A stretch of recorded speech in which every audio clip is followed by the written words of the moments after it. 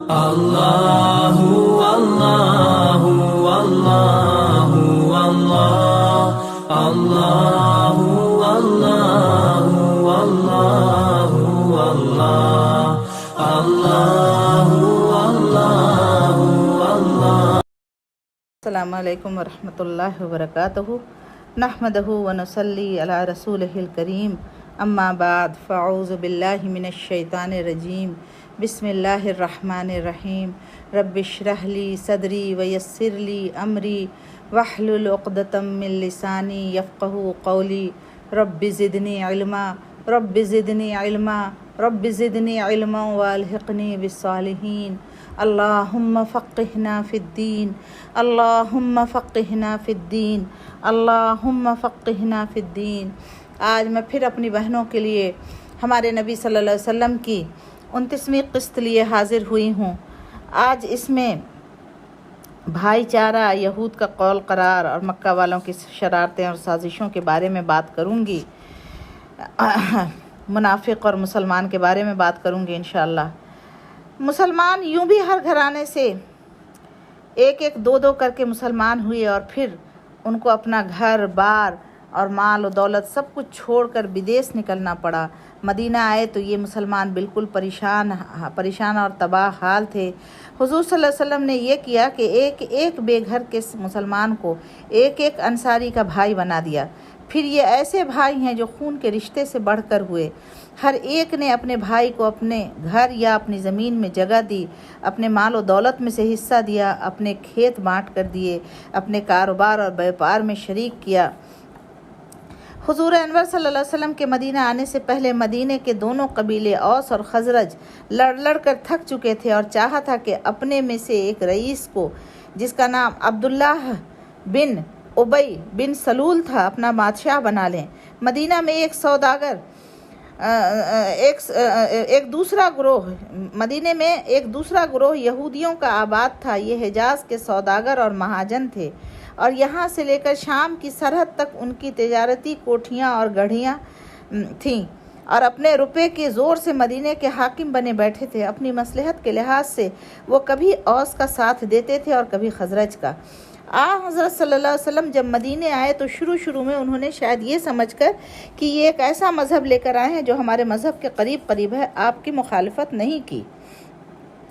آپ صلی اللہ علیہ وسلم نے شہر کی بے اطمینانی اور بدامنی کی حالت کو دیکھ کر یہ مناسب سمجھا کہ مسلمانوں اور یہودیوں کے درمیان ایک ایسا سمجھوتا ہو جائے کہ دونوں فریق اس شہر میں آزادی سے رہ سکیں، ہر ایک کا مذہبی حق محفوظ ہو، اور شہر کے سارے رہنے والے، خواہ وہ مسلمان ہوں یا یہودی، باہر سے حملہ کرنے والوں کے مقابلے میں ایک ہوں۔ چنانچہ آپ صلی اللہ علیہ وسلم نے یہودیوں سے بات چیت کر کے اس قسم کے ایک معاہدے پر ان کو رضامند کر لیا، اور انہوں نے اس کا پکا وعدہ کیا۔ لیکن کچھ ہی دنوں کے بعد ان کو نظر آیا کہ اسلام کی طاقت شہر میں روز بروز بڑھتی جاتی ہے اور ان کا پہلا زور ٹوٹ رہا ہے۔ یہ دیکھ کر وہ دل میں جلنے لگے۔ عبداللہ بن ابی کو خیال تھا کہ اگر محمد صلی اللہ علیہ وسلم مدینہ نہ آتے تو مدینے کی بادشاہی اسی کو ملتی، اس لیے وہ اور اس کے ساتھی منہ پر مسلمانوں کے خلاف کچھ نہیں بول سکتے تھے، مگر دل میں وہ بھی مسلمانوں کے مخالف اور یہودیوں کے شریک تھے۔ انہی کو منافق کہتے ہیں۔ جو مسلمان مکہ چھوڑ کر مدینے چلے آئے تھے، مکہ والوں نے ان کے گھروں اور جائیدادوں پر قبضہ کر لیا، اور سب سے بڑی بات یہ کی کہ خانہ کعبہ میں آنا اور حج کرنا ان کے لیے بند کر دیا۔ کوئی جاتا تو چھپ کر اور سر کو ہتھیلی پر رکھ کر جاتا، اور جو غریب مسلمان یا چھوٹے بچے یا عورتیں مدینے نہیں آ سکی تھیں ان پر پہرا بٹھا دیا کہ وہ جانے نہ پائیں۔ اتنے ہی پر انہوں نے بس نہیں کیا، بلکہ یہ دیکھ کر کہ ان کے مجرم یعنی مسلمان ان کی گرفت سے آزاد ہو کر مدینے میں زور پکڑ رہے ہیں، انہوں نے یہودیوں اور مدینے کے منافقوں سے سلام و پیام شروع کر دیا، اور ان کو کہلا بھیجا کہ تم نے ہمارے بھاگے ہوئے مجرموں کو اپنے گھروں میں رکھا ہے، بہتر یہ ہے کہ تم ان کو نکال دو، ورنہ ہم تمہارے شہر پر حملہ کریں گے۔ مکہ میں مسلمانوں کا ایک ہی دشمن تھا، یعنی مکے کے کافر۔ مدینہ آ کر 3 دشمن ہو گئے: مکے کے کافر، مدینے کے منافق اور حجاز کے یہود۔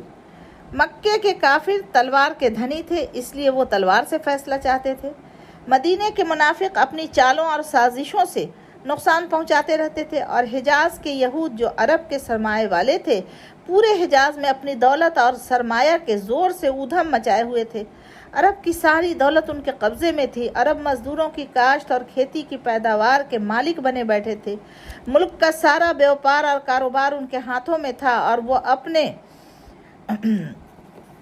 سود در سود اور دوسرے مہاجنی ہتھ کنڈوں سے عرب کے بیتاج کے بادشاہ اور ملک کے بھلائی کی ہر کوشش کے مخالف تھے۔ اسلام کو ان طاقتوں کا ایک ساتھ مقابلہ کرنا پڑا، اور ان میں سے ہر ایک کے ہٹانے کے لیے الگ الگ تدبیر کرنی پڑی۔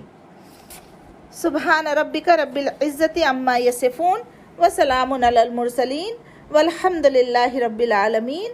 سبحان اللہ وبحمدہ، سبحانک اللہم وبحمدک، نشہد ان لا الہ الا انت، نستغفرک ونتوب الیک۔